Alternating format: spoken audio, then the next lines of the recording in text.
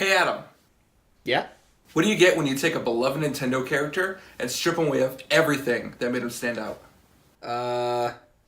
Metroid Other M? No. No. Did you know that the M stands for maybe we shouldn't have made this? But you're close though. Keep going. Zelda 2. Too far back. Mario teaches typing. Educational games don't count. Super Princess Peach. Literally the opposite effect we're going for. Duke Nukem Forever. That's not a Nintendo character. Pac-Man The New Adventures. Still not a Nintendo character. Donkey Kong 64. That was a great game. Duck Hunt 2. That doesn't exist. Super Mario Senpai Deluxe. No! Stop! What's wrong with you? No! Is it Star Fox Adventures? No! No, wait. Yeah, you're right. Oh, It's Star Fox Adventures. okay. Why'd that take so long?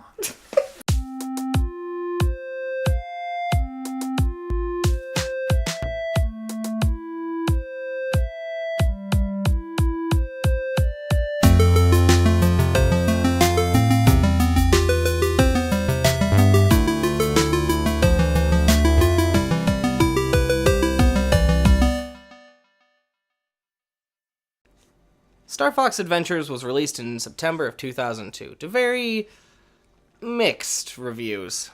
Critics seem to give the game high scores, including an 82 out of 100 from Metacritic and a 9 out of 10 from IGN. But mixed is a very nice way to describe how fans felt about the game. Well, how about we pop this bad boy into the GameCube and see what caused fans to get so up in arms. Alright, so obviously you start off playing the game as Fox's blue cousin. I guess her name is Crystal? I don't know what her relationship is to the Star Fox franchise, but she is giving me a severe case of the please make these unpure thoughts go away.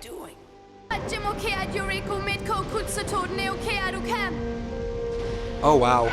Was that? Oh no, it was. That's what they decided to go with for the voice acting. It sounds like two 9-year-olds made up their own secret language, except one 9-year-old was a leader and made all the decisions while the lower level game developers sat just nodded in agreement. I mean, 9-year-olds. Did I say 9-year-olds? Yeah, sure, of course. So, the game starts off with this flying section. It's pretty reminiscent of earlier Star Fox games like Star Fox 64, but for some reason you're flying on the back of a pterodactyl. But it controls well enough, and it's a decent little flying stage tutorial. Wait, it's over? Huh? Well, I guess we need to walk now. Okay. So the game controls well enough, after a second or two of getting used to it, making for an easy solution to wandering cameras that tend to plague these types of games. It reminds me of Ocarina of Time, or even an N64 rare game like Banjo-Kazooie or Donkey Kong 64. Well, it should, as this was actually the last game Rare developed before being purchased by Microsoft. We'll get to that train wreck another time, though. Alright, so back to the gold bars I was telling you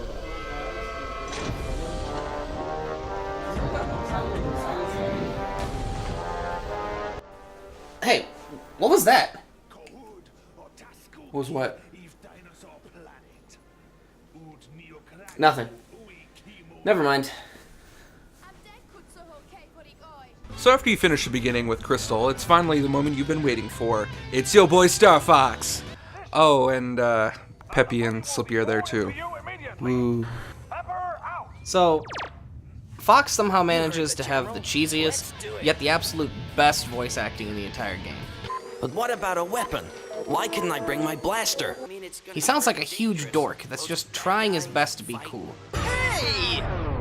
All I can think of is Leon from Resident Evil 4. It's just too much to handle.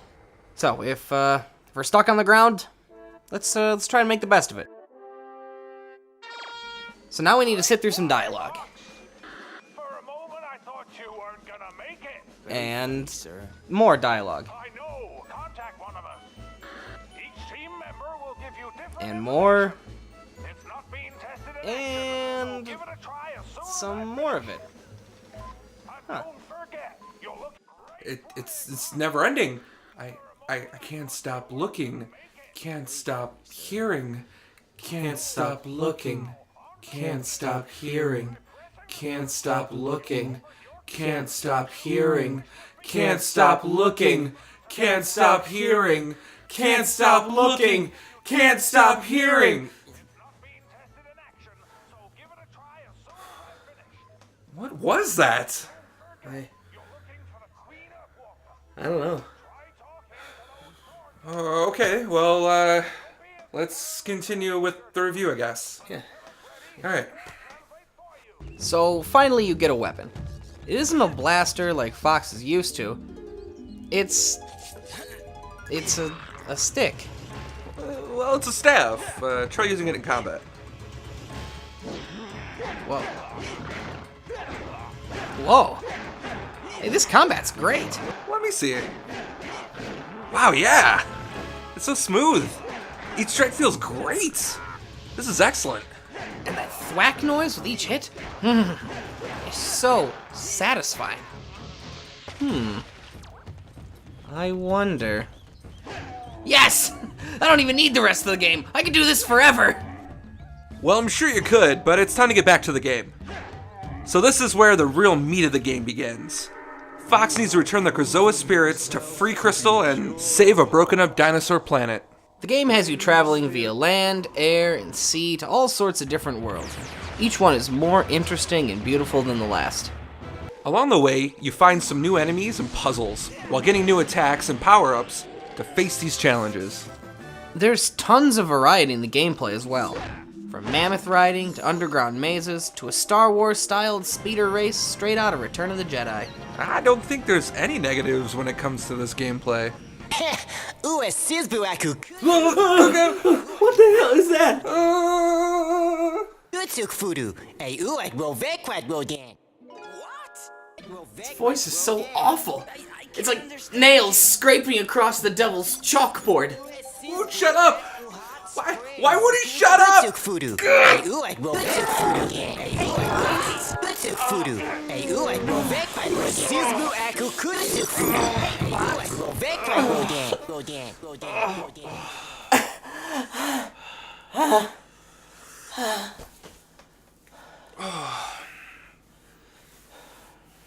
What is wrong with us? It's this game. It's like it's hurting us physically. I don't know. I don't know. Let's just continue on with the review. Okay. So this little bastard's Prince Tricky, and to many people, he's the worst part of the game. He constantly bitches and moans to Fox about how he's hungry or he can't do whatever. Ugh, I hate him. Yeah, he's the worst. And the worst part is how much you need him. And he gets all those power-ups as well. And Wait, he does? yeah, he does. And eventually he breathes fire, which is pretty cool. Oh, and if you feed him and play with him, he changes colors, almost like he's maturing. But wait, that actually sounds pretty cool. Like something you're working towards. Why do people hate him so much? Yeah, that's a good point. I don't know. Do I get my own spaceship? So with Tricky in tow, we're all set for adventure. Ready to save Dinosaur Planet? So where do we go? I have no idea. This game is super cryptic. It really requires you to have a good grasp of the world around you. You need to keep your eyes and ears peeled at all times. The characters in the world will tell you where to go next, but it's up to you to remember where that is. But this is where the rest of the Star Fox team comes into play. Peppy has a handy-dandy map waiting for you, Slippy gives you hints along the way, General Pepper will report on stats and items throughout the game, and Rob? Well, Rob's there. But even with Peppy's maps and Slippy's clues, some of these puzzles are hard. I mean, how about the one where you have to get Tricky to breathe fire into the vent to get the puzzle going? That seems like a normal puzzle to me. I mean, sure, it could be, but it happens over 2/3 into the game. We don't see another vent like this up to this point. I mean, No, it doesn't make sense. The whole game doesn't make sense. Star Fox on land? Dinosaurs everywhere? Sexy blue foxes? Shoot fire through the other colored fire? Well, that's actually a pretty common puzzle in other... Shut up, Adam! This dinosaur's mad when you save his life. This greedy dinosaur wants to stare at his gold bars. Why don't they let Fox bring his blaster? Why don't they send down the Landmaster? Ha, that rhymed. Shut up! Why isn't there any real flying levels? Why is there this random rail shooter boss? Why doesn't anyone bring this Rockeye gifts anymore? Nobody ever brings me gifts anymore! Where the hell is Falco? Well, actually, Shut up, Adam. dude, it's just a vent. It's more than just man, a vent. It's why are a you part being of- like this? I mean, we played through the whole thing, and I gotta say, after all Suffer. this, Friggin' the Cryptic game Buzz, is what does it actually even matter? pretty. This isn't the game you wanted. You love Star Fox, and this game ruined him. Come on, how about that Why level is that a design? It big doesn't make part of any the sense. It's just game? so hard to find every bartering? single Come thing. on, And the map's it's so no dumb. good. It just Let the nostalgic rage part flow of that. through know you. where I'm It's going. stupid. I know. It's just the worst. Why? I hate it.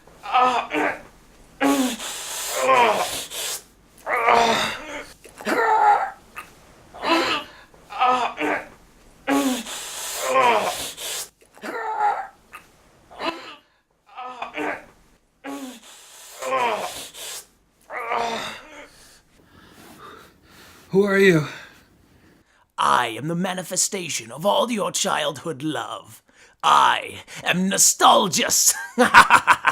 That's a dumb name. Silence! I'm here to save you from this game, this abomination that has the gall to even exist. I actually thought it was pretty good. And that is why you must be saved. This game is nothing like the Star Fox you've grown to love. Remember all the fun you had playing the original Star Fox? Or all the nights you stayed up playing Star Fox 64, hiding the light from your television from shining under the door so that your parents didn't know you were awake?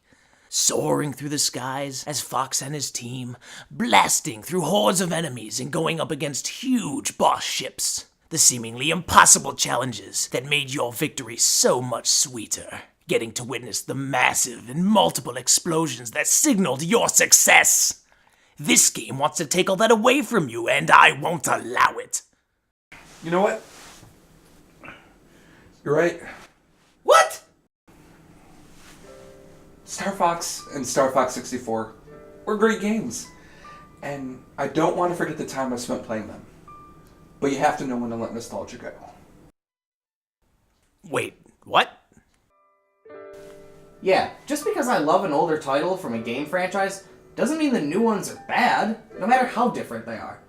Star Fox Adventures broke the mold of a typical Star Fox game, and instead of appreciating a solid game, all anyone could do is compare it to the originals. But I'm just helping people see the flaws in... No, you aren't. All you're doing is using people's nostalgia to create false expectations of new games. You're making people want what they had before, when they should be embracing new content. You can't do this. People love old games, I just give them what they want. People need my nostalgia, and I won't let you two get in my way.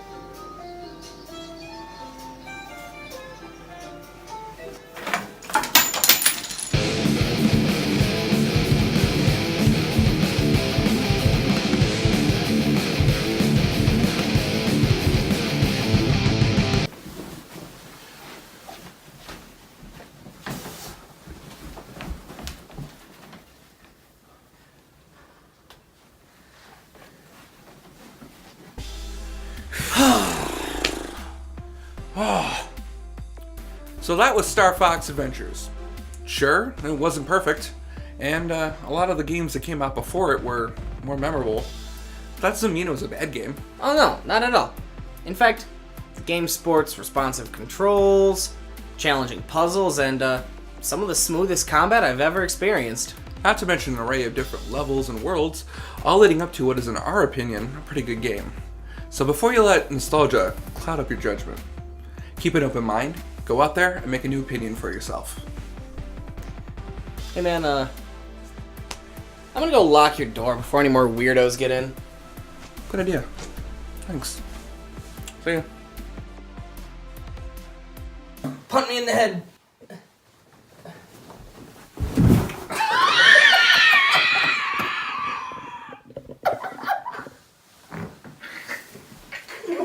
Are you okay?